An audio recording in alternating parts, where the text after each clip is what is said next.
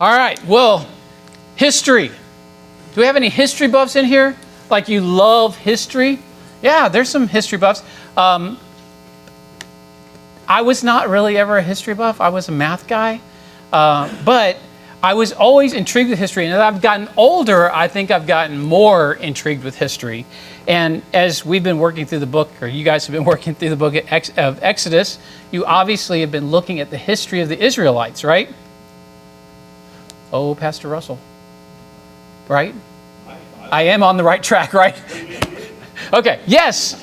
You have been working through the book of Exodus. And the interesting thing about history is, and I know that some of you would be able to relate to me on this, is that some people learn from history, don't they? But very few people learn from history. You know, that's the reality, right? I heard a cynic once said, there's one thing that we have learned from history, and it is that no one learns from history. Yeah, and that's kind of the reality, isn't it? It's a sad, sad story that, you know, we can go through something and unfortunately we don't learn from it well. I think that the exception may be if you've gone through some really devastating crisis or something that really polarized you. Maybe there is in that moment, the intensity of it grabs your heart and attention so much that you will learn from it. I know when I was studying, I thought about this. I thought, I can remember one, it's very personal, so I'm not going to share it, but one time where it was very, very polarized. It was very intense, and I have always looked back. It was about 12, 14 years ago, and I've always looked back, and I have quoted scripture to myself over that. You know, I have always remembered that point of time, that historic moment in my life, and I said, I don't want to repeat that.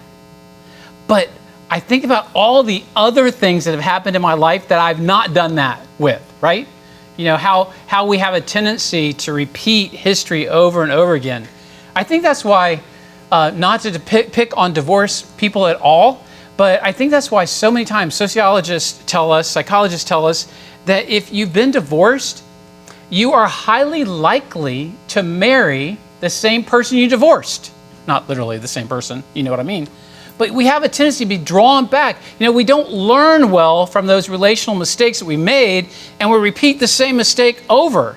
You know, history has a tendency to repeat itself, doesn't it? And the reality is that God doesn't want it to be that way.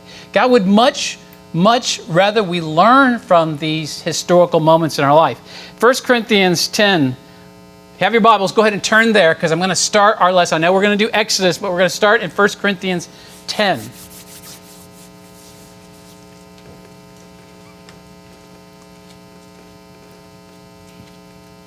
Paul, speaking to some Hebrews here, and speaking about their history.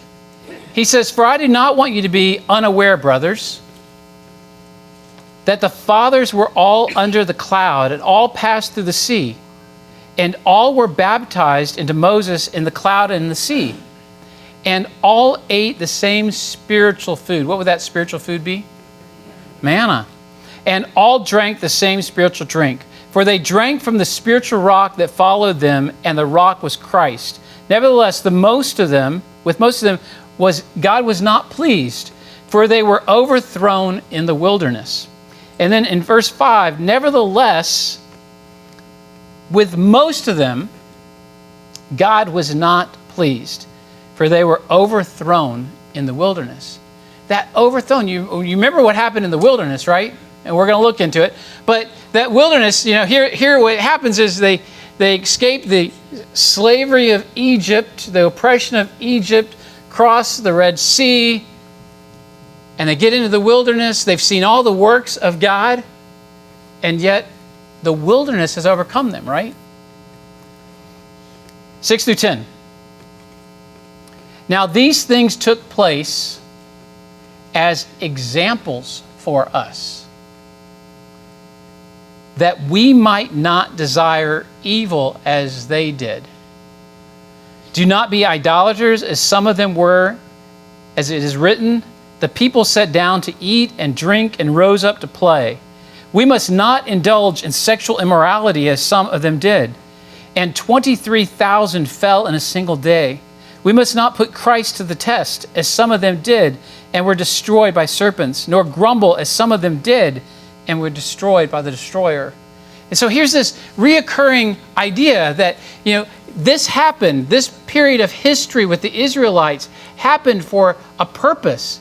And the purpose was to teach us. It was to be an example before us. It's great if somebody can tell you a story of their life and they learned a lesson and that story be passed on to you, right? We got some parents in the room, right? Have you ever, rhetorically here, but have you, because I know the answer, I believe. Have you ever tried to tell your kids something, trying to teach them? You want them to avoid something, a trap that you fell into? Well, how well did that go for you? Because if it went well for you, I've got 3 kids. Yeah. Oftentimes, what they say is that experience is the best teacher. I get that. But wouldn't it be nice if we could learn from somebody else's example? I want you to think about this. We're going to come back to this at the end. What do you think? Don't answer, because I don't want you to spoil my whole next hour and a half. What do you think, or why do you think that so few people learn from either other people or from their own mistakes? Why is it so challenging for us to learn these lessons? Why do the example of others seem to fail on us? It's a great question to ask ourselves, because it seems to be the reality of way too many people. In 1 Corinthians 10:6, just a reminder that Paul says that these things have taken place to be an example for us. So, this example, so you're going to turn to your Bibles now to Exodus 15. Exodus 15. And we're going to do a lot of Bible reading tonight. I tried. Ideally, what I would have liked to have done is to kind of just pulled it out, extracted the passages that I really wanted to dwell on or spend time on. But I thought it's just so hard when it's a narrative like this, telling a story, to miss part of it and assume that in a room of 75, 85 people, that everybody is on the same page with understanding the history of the Israelites and what happened in the wilderness. I think it would be amiss for us to assume that everybody knows the story of the Israelites. So bear with us as we do a lot of reading this evening, all right? But if you remember, as I said a moment ago, going back to chapter 14, what happens in chapter 14? The Israelites cross over the Red Sea. A big moment, right? A big moment. Here all this stuff had happened in Egypt. God rescued them. Moses, through the power of God, the Israelites were released. They run. They're chased by Pharaoh and his armies, the chariots, and they come to the Red Sea, and they think, doomsday. It's over for us. There's a big sea.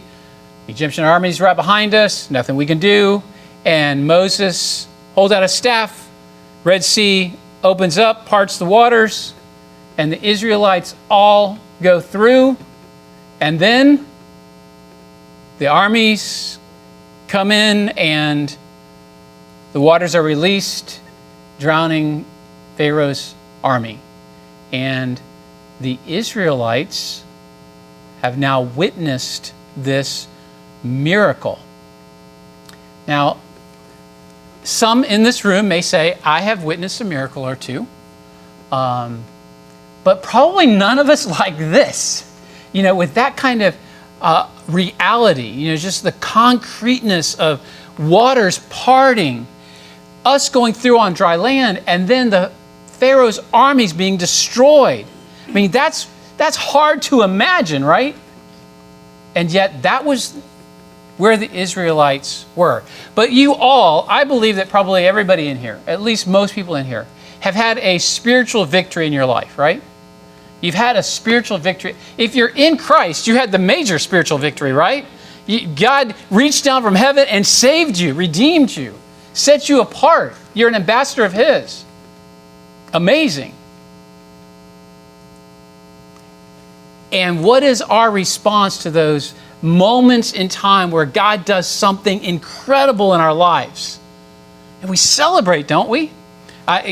Working in ministry for a few years, it's been amazing to see how God steps in people's lives and does life change, meets them, whether it's the moment of salvation or whether it's a need in their life, and the celebration that goes on post that spiritual victory. You with me?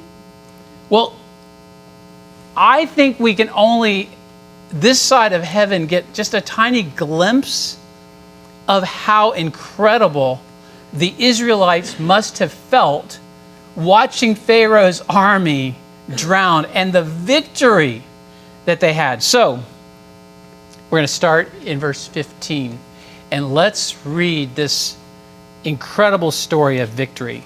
It says, I will sing to the Lord, for He has triumphed gloriously.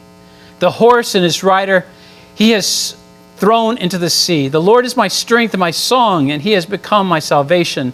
This is my God, and I will praise Him, my father's God, and I will exalt Him. The Lord is a man of war. The Lord is His name.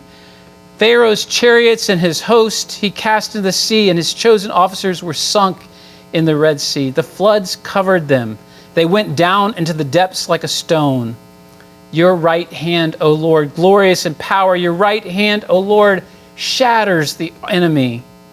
In the greatness of your majesty, you overthrew your adversaries. You send out your fury. It consumes them like stubble.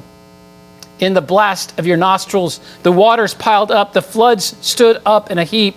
The deeps congealed in the heart of the sea. The enemy said, I will pursue. I will overtake. I will divide the spoil. My desire shall have its fill of them. I will draw my sword. My hand shall destroy them. But you blew with a wind. The sea covered them. They sank like lead in the mighty waters. How great is our God? Imagine being one of those Israelites just witnessing this and celebrating the moment of victory when you finally feel like you're free from that oppressive enemy, the Egyptians, and now you can live freely. Starting in verse 11. Who is like you, O Lord, among the gods? Who is like you, majestic in holiness, awesome in glorious deeds, doing wonders? You stretched out your right hand, the earth swallowed them. You have led in your steadfast love the people whom you have redeemed. You have guided them by your strength to your holy abode. The peoples have heard, they've trembled. Pangs them seized the inhabitants of Palestina. Now our chief of Edom dismayed, trembling seizures the leaders of Moab. All the inhabitants of Canaan have melted away. Terror and dread fall upon them. Because of the greatness of your arm, they are still as a stone. Till your people, O Lord, pass by, till the people pass by whom you have purchased. You will bring them in and plant them on your own mountain, the place, O Lord, which you have made for your abode, the sanctuary, O Lord, which your hands have established. The Lord will reign forever and ever. For when the horses of Pharaoh with its chariots and its horsemen went into the sea, the Lord brought back the waters of the sea upon them, but the people of Israel walked on dry land. Then Miriam, the prophetess, the sister of Aaron, took a tambourine in her hand, and all the women went out after her with tambourines and dancing, and Miriam sang to them. You know, what a great testament to the victory of the Israelites, right? How glorious is their God. Now, get the picture here. You know, they just have been rescued. Now they're, across the Red Sea, and they're looking back, and oh man, our God is awesome, mighty, glorious. Generally how we feel ourselves after some spiritual victory in our life, isn't it? We feel like, Isn't God amazing? I've been praying for, my great aunt for 50 years, and she came to know the Lord finally. Isn't God awesome? We see those spiritual victories, and we can get really excited about the work of God, the hand of God. But how quickly can we forget how good our God is? How quickly do we lose that sense of awe and appreciation for the work of God? For most of us, I think that it can be pretty quick, can't it? It's so easy to miss and fail to cling to what we know is true of how mighty and awesome our God is. It's so quick and it's so easy to fail to remember the good things that God has done in our life. The Israelites were right in the way they reacted to the redemption from the hands of the Israelites, right? From the Egyptians, I'm sorry. They were right in the way they responded. They were right. I think that we understand that our reaction to the mighty hand of God doing something can be right as well. But then we come to verse 22. Then Moses made Israel set out from the Red Sea, and they went into the wilderness of Shur. They went 3 days in the wilderness and found no water. When they came to Marah, they could not drink the water of Marah because it was bitter. Therefore it was called Marah. And the people grumbled against Moses, saying, "What shall we drink?" And he cried to the Lord. The Lord showed him a log, and he threw it into the water, and the water became sweet. There the Lord made for them a statute and rule, and there he tested them. 3 days. 3 days. It didn't take long for them to become a little agitated with their circumstances, did it? Do you have anybody agitated at your circumstances in life? Anybody agitated with the things going on around them?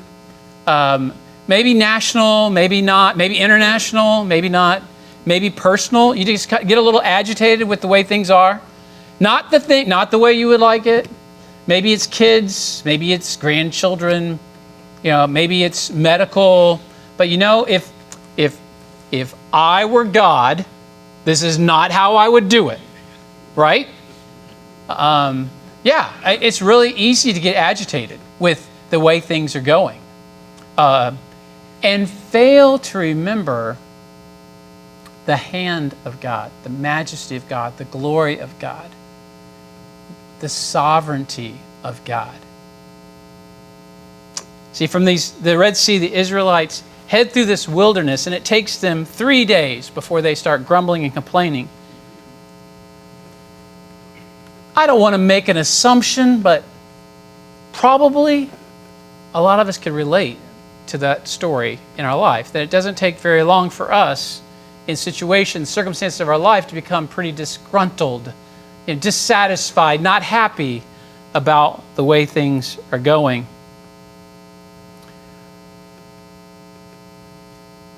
And this was just the beginning, right? This was just the beginning.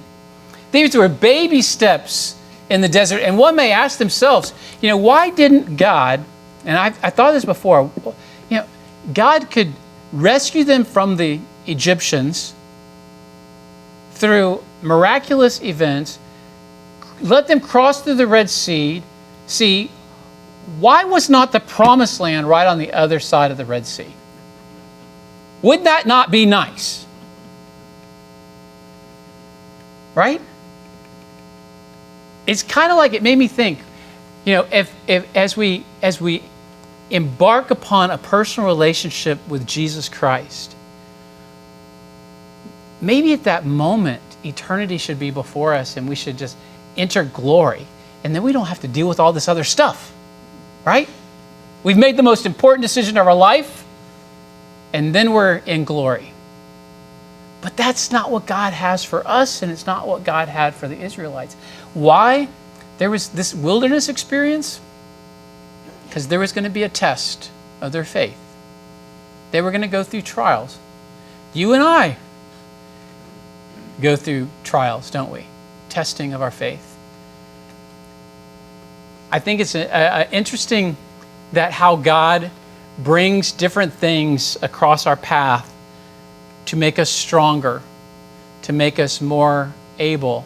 When I look at these 40 years in the wilderness for the Israelites and what God brought to them, their path, the test, the strength, I can't help but wonder, God knew in his sovereignty that they needed to be prepared for the promised land. So there was a season of testing. And they did not always pass the test, did they?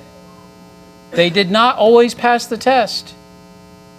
But God still used them. So in Deuteronomy 8:2, you don't have to turn there, this one verse. You shall remember the whole way that the Lord your God has led you these 40 years in the wilderness, that he might humble you, testing you to know what was in your heart, whether you would keep his commands or not. There was a test going on. There was a test going on. So God put them in the wilderness to test them, to see, to humble them, and to see about their spiritual commitment, their faith, to stretch their spiritual muscles. They need to be tested. I think the test that we encounter in our life help drive down strong roots to our faith. Right?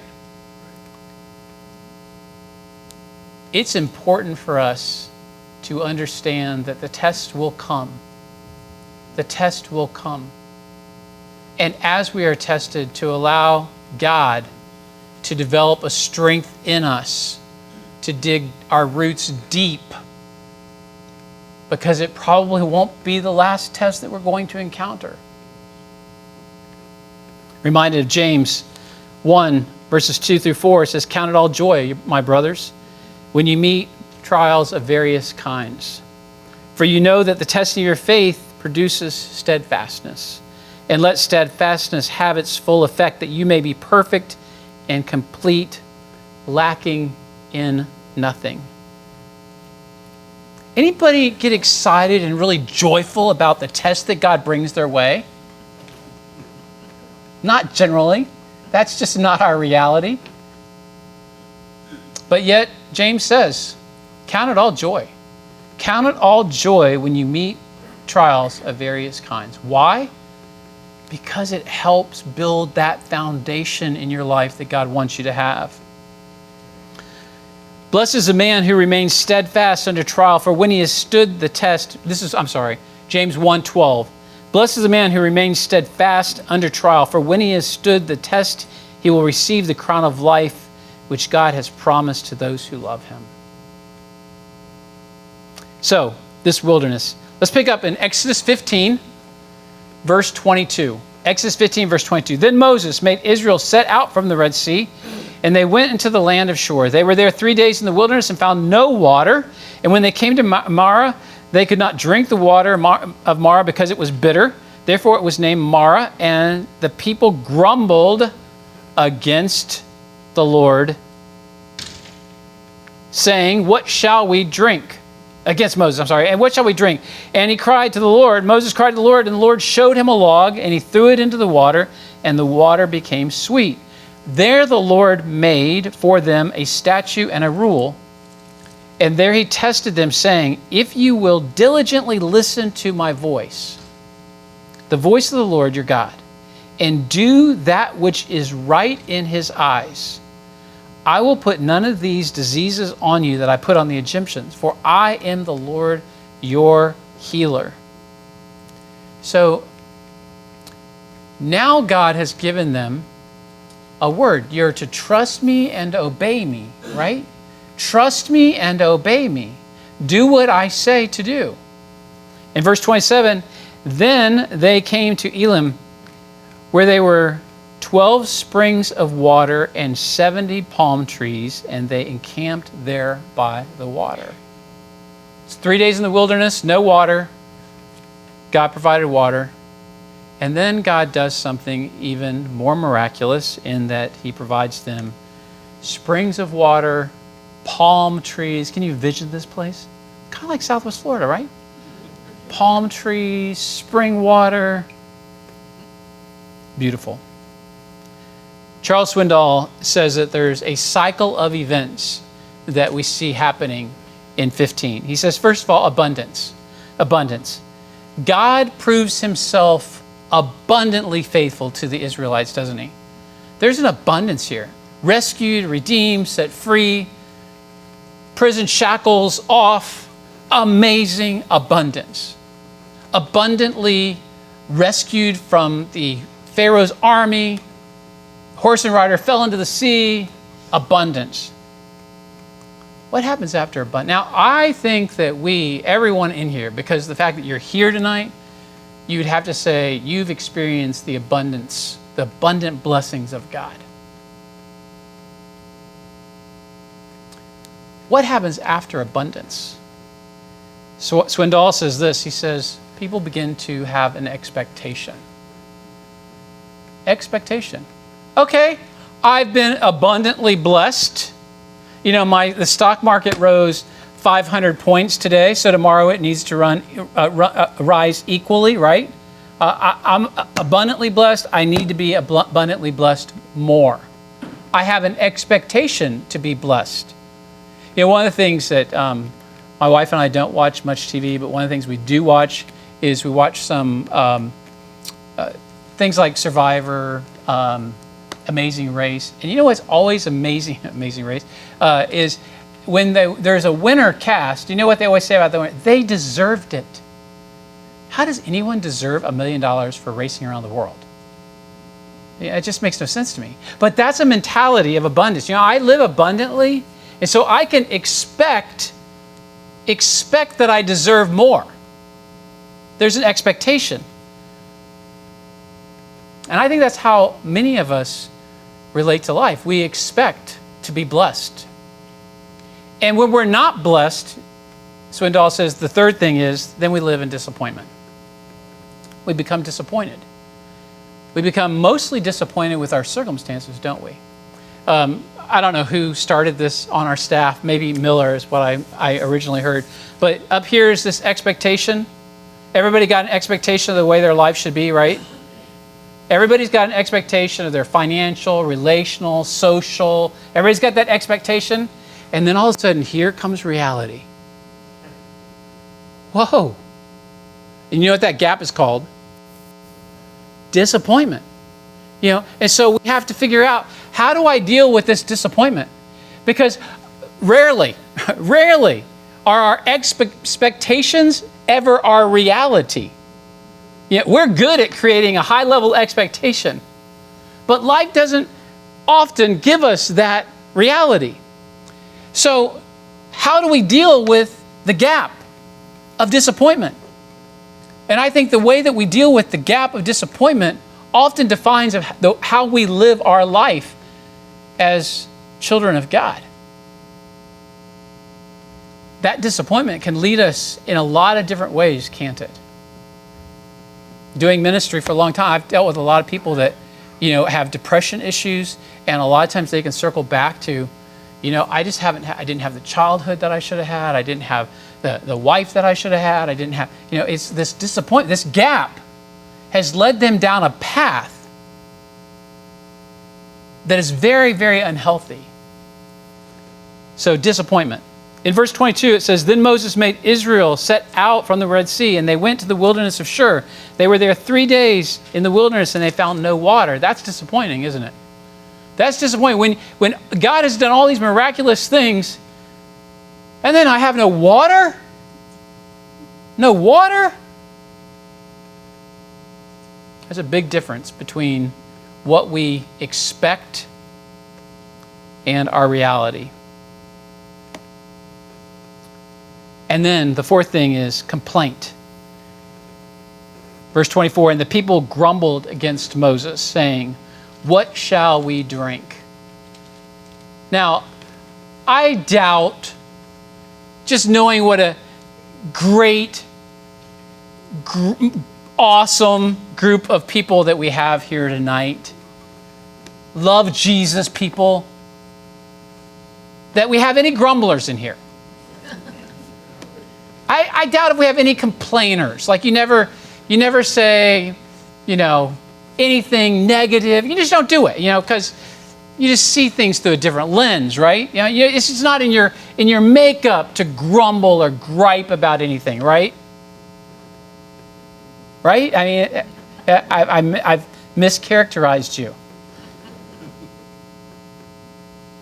So after this disappointment comes grumbling, doesn't it? Grumbled. They grumbled.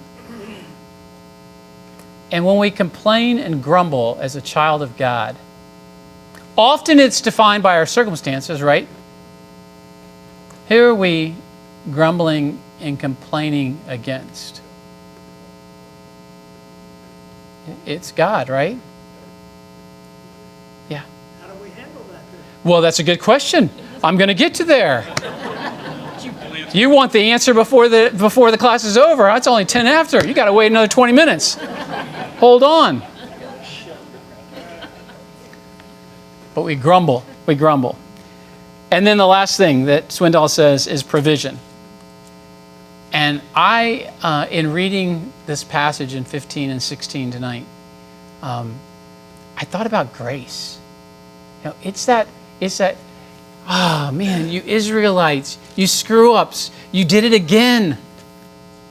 But here, camp by the spring water with beautiful palm trees and dates, It's God's grace.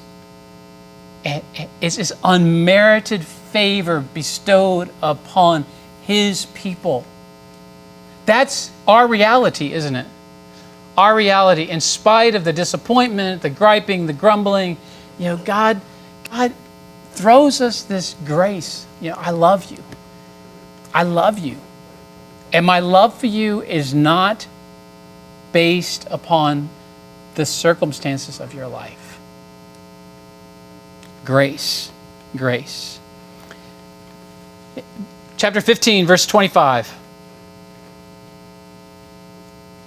And he cried to the Lord, and the Lord showed him a log, and he threw it into the water, and the water became sweet. There the Lord made for them a statute and a rule, and there he tested them, saying, if you will diligently listen to the voice of the Lord your God, and do that which is right in his eyes, and give ear to his commandments, and keep all of his statutes, I will put none of the diseases on you that I put on the Egyptians, for I am the Lord your God. And then they came to this sweet place where God just ushers in grace to them, undeserved favor. God steps in and provides for them, even though they have done nothing to deserve it. And probably just the opposite. Our amazing God of grace. So, God tests the Israelites. God has recorded this for our benefit, right? Paul tells us in Hebrews that we should learn from it. It has great value for us. So in reviewing this abundance is looking up and looking at our great God. Expectation is looking ahead. What can I expect in the future? Well, God has blessed me. Maybe there's something greater coming down the pike. Disappointment. We look down. We look down and focus on our circumstances and what we're missing. And then complaint. We look back. There's better days. There's a better life. And then provision. We look around at the mighty hand of God and how He has given us grace. How He's given us grace. So, you and I are somewhere on that path this evening.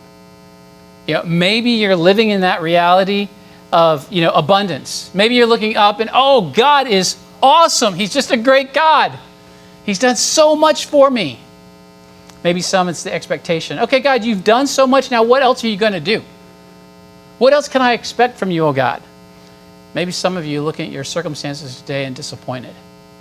I had a counseling appointment recently, and the disappointment on this person's face. It's just life has not given them what they wanted. Maybe for some of you it's complaint. I'm just not happy. I'm going to grumble. Life's not good. Maybe some of you are in that state of God faithfully providing, ushering in grace when you have not deserving of it at all. All right. Trio of tests here that I see. Trio of tests. 16. Turn to chapter 16. Told you we're going to do a lot of reading out of Exodus. I was not lying. I was truthful. Chapter 16. They set out from Elim, and all the congregants of the people of Israel came to the wilderness of Sin, which is between Elim and Sinai, on the 15th day of the second month after they had departed from the land of Egypt. And the whole congregation of the people of Israel grumbled against Moses and Aaron in the wilderness. And the people of Israel said to them, "Would that we had died in the land of the Lord, by the hand of the Lord in the land of Egypt, when we sat by the meat pots and ate bread to the full, for you have brought us into the wilderness to kill this whole assembly with hunger." Now, you and I can read this and you're like, how could they possibly?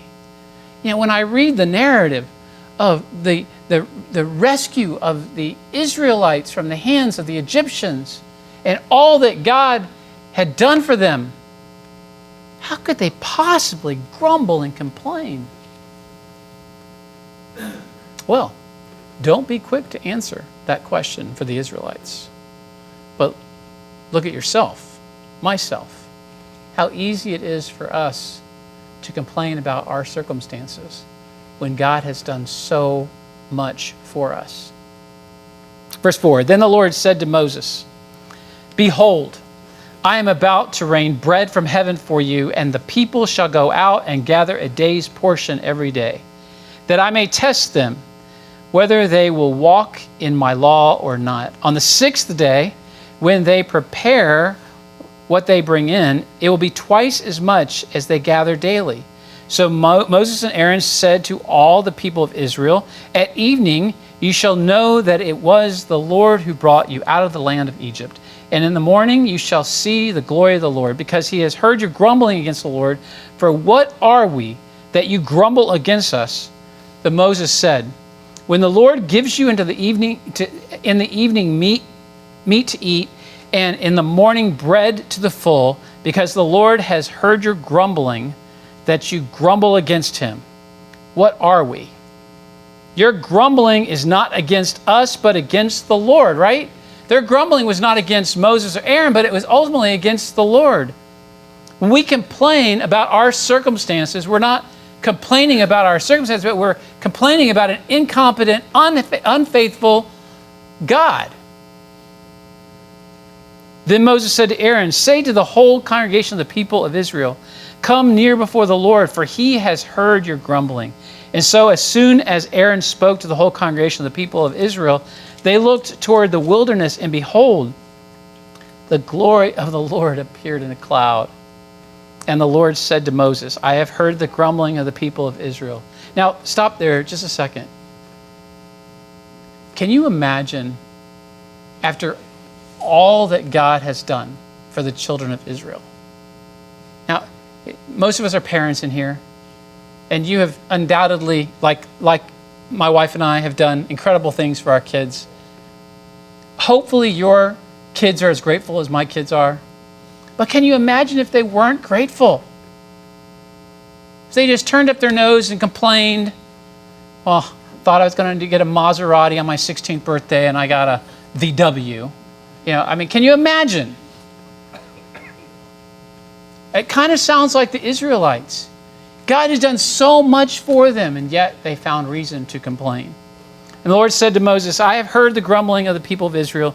Say to them, at twilight you shall eat meat, and in the morning you shall be filled with bread. Then you shall know that I am the Lord your God." In the evening, quail came up and covered the camp. In the morning, dew lay around the camp.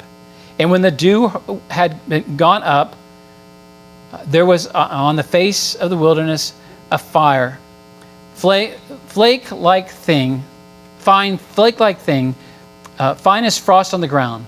When the people of Israel saw it, they said to one another, "What is it?" Because they had never seen anything like this before. Remember where they are they're in the desert, right? What is it? For they did not know what it was. And Moses said to them, "It is the bread that the Lord has given you to eat. This is what the Lord has commanded. Gather of it, each one of you, as much as you can eat, and you shall take an omer, according to the number of persons that in each of your tents." And the people of Israel did so. They gathered some more, some less, but when they measured it for an omer, whoever gathered much had nothing left over, and whoever gathered little had no lack. Each of them gathered as much as he could eat. And Moses said to them, "Let no one leave any of it over till the morning." But they did not listen to Moses. Imagine that. Some left part of it till the morning, and it bred worms and stank. I think that's stink, right? Stank. And Moses was angry with them. Morning by morning, they gathered it, each as much as he could eat, but when the sun grew hot, it melted. 22, verse 22. On the sixth day they gathered twice as much bread, 2 omers each. And when all the leaders of the congregation came and told Moses, he said to them, "This is what the Lord has commanded. Tomorrow is a day of solemn rest, a holy Sabbath to the Lord. Bake what you will, bake and boil, you boil what you will, and all that is left over be kept aside till morning." So they laid it aside till the morning, as Moses commanded them, and it did not stink, and there were no worms in it. Moses said, "Eat it today, for today is a Sabbath to the Lord. Today you will not find it in the field. 6 days you shall gather it, but on the 7th day, which is the Sabbath, there will be more." There will be none, I'm sorry. So, God, once again, provides for the Israelites in a miraculous fashion, doesn't he? And get this, this is miraculous. Here in the desert is quail each night and manna in the morning, provided for them faithfully. And then he gives them clear instructions. And they see that violating the rule of God costs them, doesn't it? If they don't do as God says, there's consequences. But as they do as God says, there's blessing. There's much to be learned here. Verse 27, on the 7th day, some of the people went out to gather, but they found none. And the Lord said to Moses, "How long will you refuse to keep my commandments and my laws? See, the Lord has given you the Sabbath. Therefore, on the 6th day, he gives you bread for 2 days. Remain each of you in the place. Let no one go out of his place on the 7th day." So the people rested on the 7th day. Now the house of Israel called its name manna. It was like coriander seed, white, and tastes like wafers made with honey. I started to bring in like graham crackers, and I thought that would really be a little hokey. But I did think it'd be a nice treat, graham crackers, a little sweet. If you like graham crackers, I suppose. Moses said, "This is what the Lord commanded. Let an omer of it be kept throughout your generations, so that they may see the bread with which I fed you in the wilderness, when I brought you out of the land of Egypt." And Moses said to Aaron, "Take a jar and put an omer of manna in it, and place it before the Lord to keep throughout the generations. As the Lord commanded Moses, so Aaron placed it before the testimony to be kept. The people of Israel ate the manna 40 years. Now, I like a little variety in my diet. I'm just saying. But I guess if you didn't have anything else in the wilderness and God was providing, you'd get used to it, right? I mean, I know people that eat a salad every night for dinner. Now, I love a salad. I love a good salad, but I'm not eating it every night for dinner. I'm just not. Lord, you're willing, I'm not. Okay. That's right. Verse 7, chapter 17, and we're gonna move through here. All the congregations of the people of Israel moved on from the wilderness of Sin by stages, according to the commandment of the Lord, and camped at Rephidim. But there was no water for the people to drink. Here we go again. Therefore the people quarreled. This time they didn't grumble. Quarreled is a stronger word. This time they quarreled with Moses and said, "Give us water to drink." And Moses said to them, "Why do you quarrel with me? Why do you test the Lord?" But the people thirst there for water, and the people grumbled against Moses, said, "Why did you bring us up out of Egypt to kill us?" Here we go again. "To kill us and our children and our livestock with thirst." So Moses cried to the Lord, "What shall I do with these people?" I think that would be an appropriate statement, Lord. What should I do with these people? They're almost ready to stone me. And the Lord said to Moses, "Pass on before the people, taking with you some of the elders of Israel, and take your hand the staff with which you struck the Nile, and go. Behold, I will stand before you there on the rock of Horeb, and you shall strike the rock, and the water shall come out of it." And the people drank, and Moses did so in the sight of the elders of Israel, and he called the name of this place Massah and Moriah, because of the grumbling of the people of Israel, and because they tested the Lord by saying, "Is the Lord among us or not?" Is the Lord among us or not? Okay, a couple things here as we wrap up. Test. I think there's 3 tests here in this passage. First one, the test of time. The test of time. It says, when they came to Elim, there were 12 springs of water and 70 palm trees, and they encamped there by the water. So there was blessing, right? God faithfully provided. Here they were camped. Things were good. But as time passes, and they move on into the wilderness, things aren't so good, right? In 16:2 it says, "Would that we had died by the Lord's hands in the land of Egypt." I think oftentimes as things don't go the way that we like for them to go, we start looking back at better days, don't we? You know, we look at, I remember when. I remember when work used to be this way. Or I remember when my kids used to call me every day. Or I remember when. You know, we start looking back. We start looking back over time, and all of a sudden, the past is much better than the present, right? Certainly better than the future, because we have no hope for the future, because we're so mired in the day. But really, was it that good in the land of Egypt? Had they forgotten what God had rescued them from? It's a great question for us, isn't it? You know, have you been in Christ, a believer, so long that you've forgotten what it was like to be lost, dying, destined for hell? These Israelites lost perspective of how God had rescued them, saved them from the hand of the Egyptians. It's a timeless lesson. Focusing on the past, it won't be long before grumbling starts. Inevitably, because we always see the past prettier than it really was. We always see the past in a better light than it really was. It's just our nature. It's just our nature. And the test of hunger.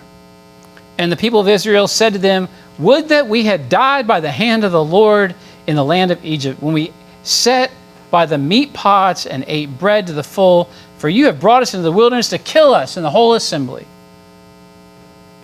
Complaining, grumbling, the test of hunger. They became hungry. Predictably, they started grumbling. You know, those tummies started rumbling and the mouths start grumbling. But God meets their need for hunger, doesn't He? But it comes with a test of its own, Because as God steps in to say, I'm going to provide for you, but there are rules, there are regulations that I want you to follow. Eat so much, olam each day, save twice as much on the Friday, Saturday, the Sabbath, you keep it holy, you don't have, there were things that God told them explicitly to do. We find ourselves in the midst of some predicaments in our life, hungry for things that we can't have because we aren't being faithful to the truth of the Word of God. Moses and Aaron were just at their wits' end, weren't they? They knew that they were seeking to lead the Israelites well, and they kept finding these Israelites in a place of complaining and grumbling. Are you prone to grumble?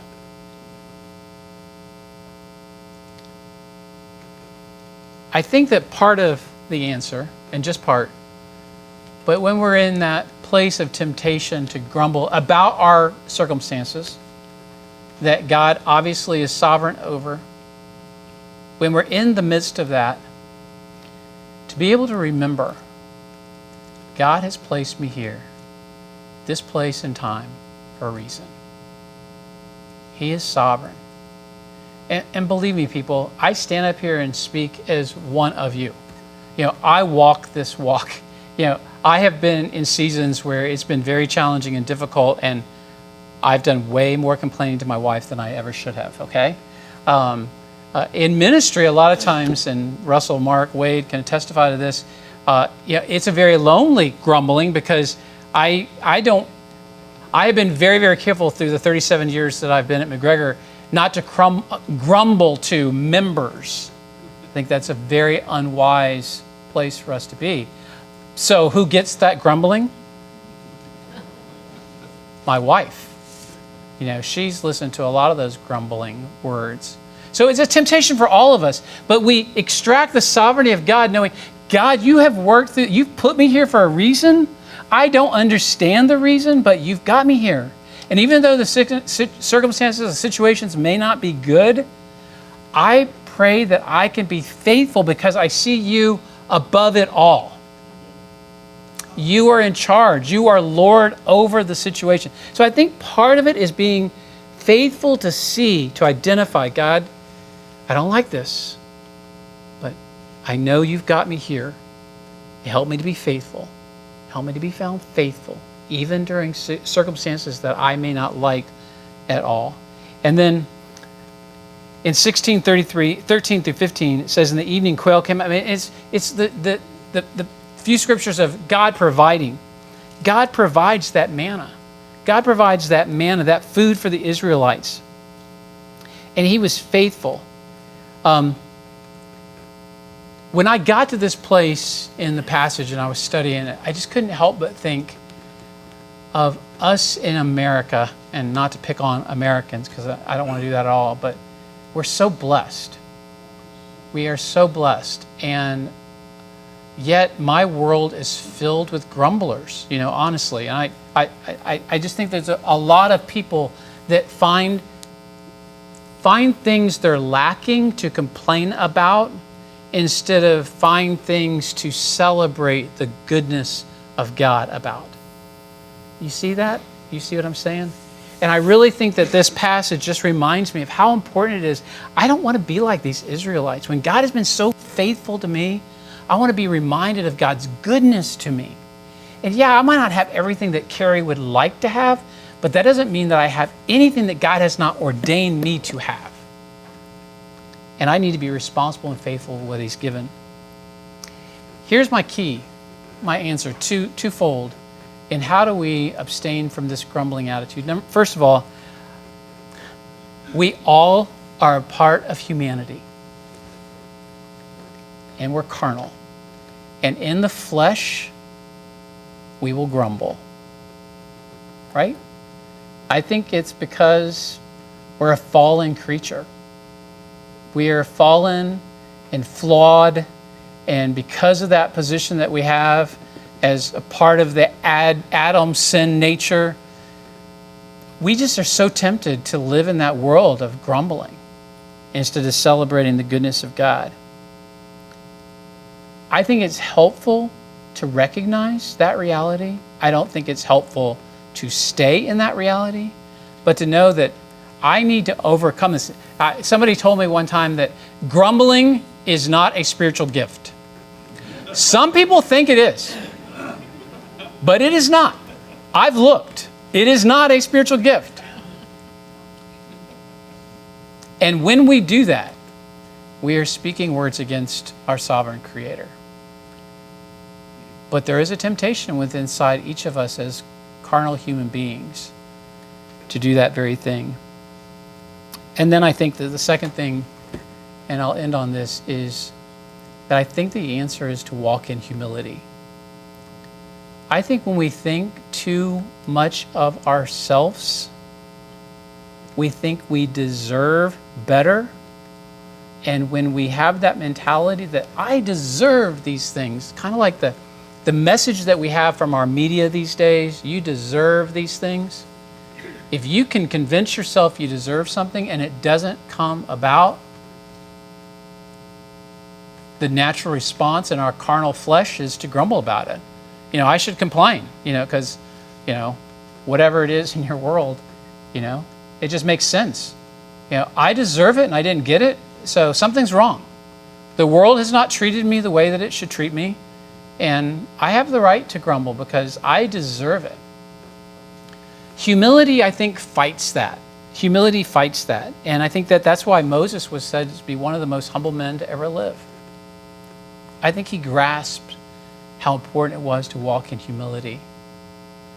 He understood that when we feel like we have no right, then anything God gives us is a blessing. We come empty-handed to the throne of God. We bring nothing.